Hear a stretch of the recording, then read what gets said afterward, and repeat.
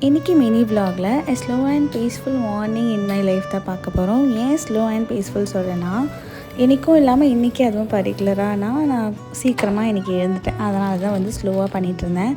இது எப்போதுமே நடக்காது. இந்த ரொட்டீனு கண்டிப்பாக ஆப்வியஸாக சேஞ்ச் ஆகும். இது நான் சீக்கிரமாக எழுந்துப்பேன். அந்த டைமில் மட்டும்தான் எனக்கு இந்த மாதிரி இருக்கும்.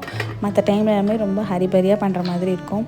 வீடியோ எடுக்கவே எனக்கு டைம் இருக்காது மார்னிங் டைமில். அந்த மாதிரி தான் கிளம்பிகிட்ருப்பேன். நான் குக்கிங்கும் பண்ணிவிட்டு கிளம்பிட்டும் இருக்கணும். அந்த மாதிரி எல்லாமே ரெடி பண்ணிட்டுருக்க மாதிரி இருந்துச்சு. ஆக்சுவலி நைட்டே பிளான் பண்ணிவிட்டேன் குக் பண்ண வேணாம் நெக்ஸ்ட் டேன்னு சொல்லிவிட்டு.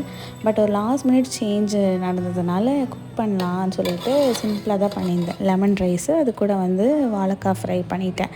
அண்ட் இந்த ப்ராக்லி ரொம்ப நாளாக ஃப்ரிட்ஜில் தூங்கிட்டு இருந்துச்சு. சரி அதை செஞ்சு காலி பண்ணிடலான்னு சொல்லிவிட்டு ப்ராக்லி ஸ்டர் ஃப்ரை பண்ணியிருந்தேன்.